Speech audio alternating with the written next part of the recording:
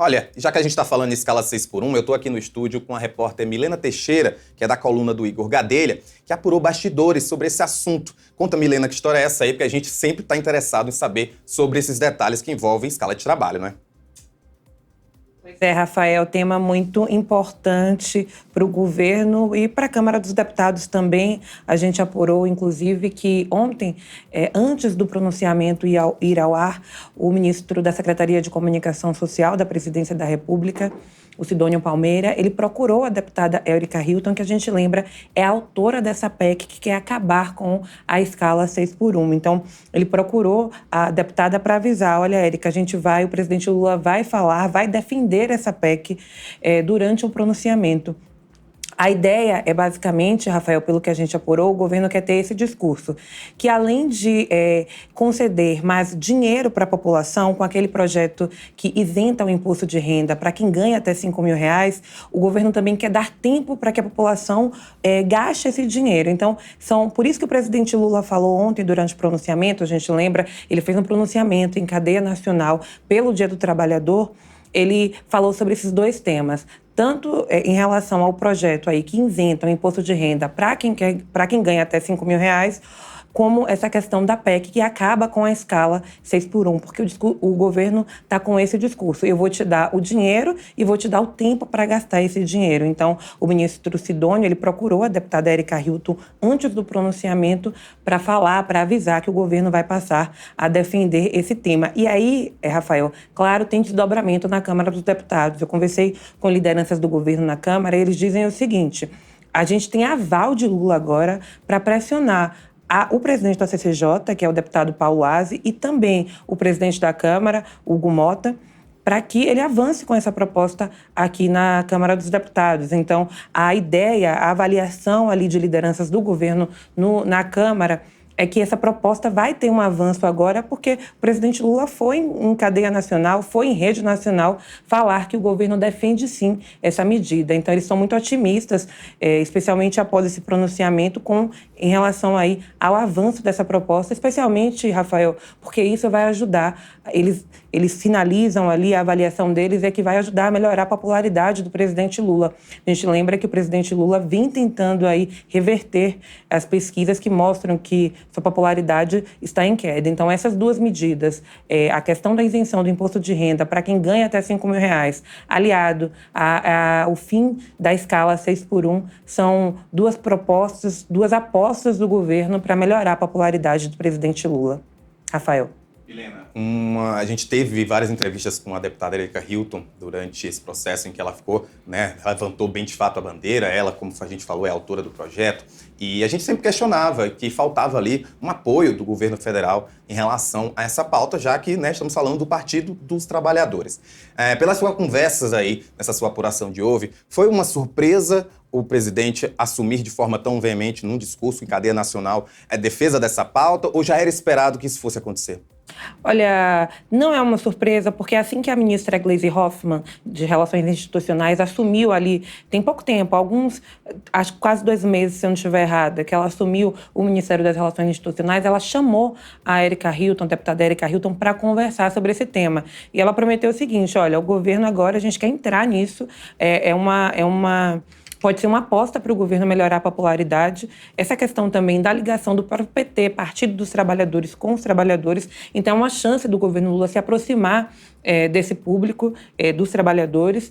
E ela já tinha ido conversar com a ministra Gleisi no mês passado, e ontem o ministro Sidônio procurou ela. Então, quando a gente vai conversar com a deputada Érica Hilton, ela diz o seguinte: está avançando, porque a gente já está conversando com os ministros do governo sobre isso. Ela ainda não conversou, não teve uma conversa com o presidente Lula sobre isso, mas os ministros que estão ali no núcleo duro, que são mais próximos do presidente Lula, têm chamado a deputada Érica Hilton, que é autora dessa proposta, para conversar sobre esse tema. Inclusive, Rafael, a ministra Gleisi Hoffmann, na última reunião que as duas tiveram, prometeu que o Ministério do Trabalho e o Ministério da Fazenda vai fazer estudos aí, vai levantar números, dados sobre esse tema, vai tentar conversar com as empresas para tentar apostar nessa questão. Então, ela tem conversado com alguns ministros que são mais próximos do presidente Lula sobre esse tema. Rafael.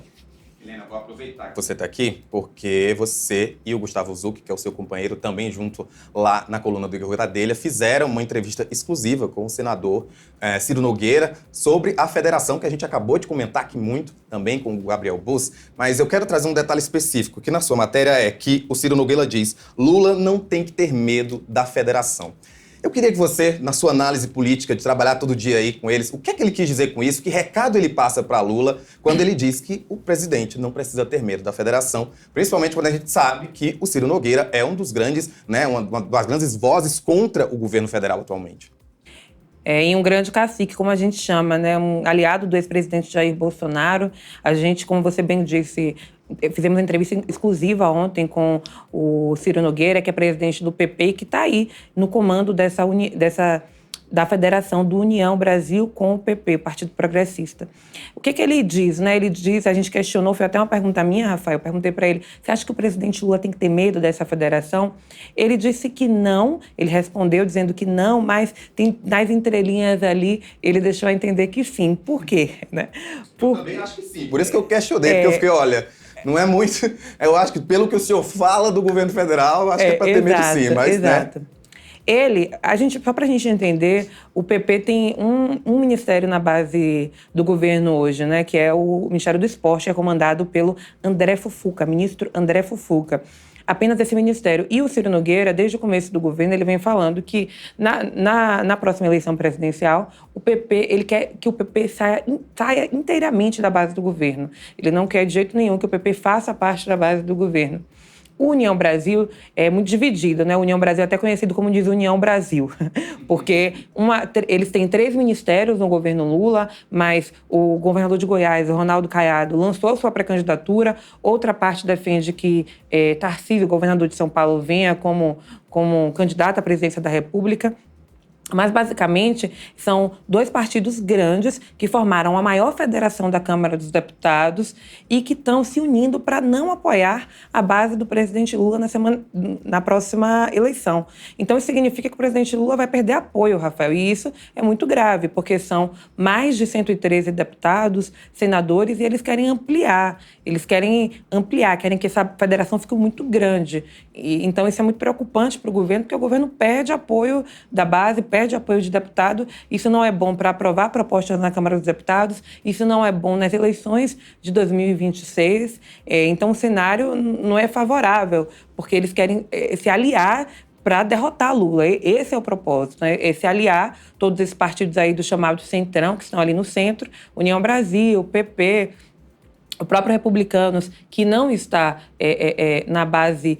que não faz parte da federação, mas que eles querem trazer para a federação, eles querem se unir todos ali para derrotar mesmo o presidente Lula, para derrotar o PT em 2026. Então, embora ele não tenha dito que o governo tem que ter medo, que Lula tem que ter medo dessa federação, eles estão fazendo de tudo para que o presidente Lula tenha medo, porque eles querem se aliar, eles estão se aliando aí para formar essa base forte contra o presidente Lula. Aproveitar que a gente falou sobre esse assunto e puxar uma pergunta misturando os 2 assuntos que você veio falar aqui hoje. Mas é que a gente está agora uma pauta da escala 6x1 que tem realmente muita entrada popular, tem um apoio popular muito grande. A gente tem agora o governo federal dizendo explicitamente que vai entrar nessa discussão. E eu queria entender, sim, pelas suas análises, das suas conversas lá nos bastidores, como é que isso chega dentro do Centrão ou dentro mesmo da oposição? De que forma essa pauta ela é recebida pelos deputados e senadores e como você acha que essa decisão de Lula de falar abertamente sobre isso pode impactar aí da forma como os deputados e senadores enxergam essa pauta da escala 6x1? Rafael, obviamente que nenhum deputado vai falar que é publicamente, contra a escala 6x1, porque, como você bem disse, tem um apelo popular muito grande da população. Na época da discussão, quando estava mais quente essa discussão nas redes sociais, só se falava disso. Então, tem deputados da oposição que são contra assim, essa medida, mas eles não estão falando isso publicamente. Inclusive, um líder do governo me disse que essa vai ser uma arma do governo Lula para falar, olha, o seu candidato que você vota lá, ele quer que você trabalhe todos os dias da semana, ele quer que você descanse. Então, eles querem usar isso como arma, mas tem uma parte da oposição que resiste, e do próprio Centrão também, que resiste ao fim da escala 6x1. E, obviamente, como eu disse, eles não vão falar isso publicamente, mas vão atuar ali nos bastidores para que essa proposta não seja aprovada, Rafael. E o fato do presidente Lula ter ido em rede nacional falar, olha, o governo defende essa pauta, o governo vai apoiar essa pauta, o governo quer que essa pauta avance no Congresso, isso pressiona muito mais os parlamentares, especialmente também o presidente da Câmara, Hugo Mota, que vai precisar dar uma resposta, porque a liderança do governo já na semana que vem já vai acionar, já vai buscar o presidente da Câmara para pressionar, para tentar pautar.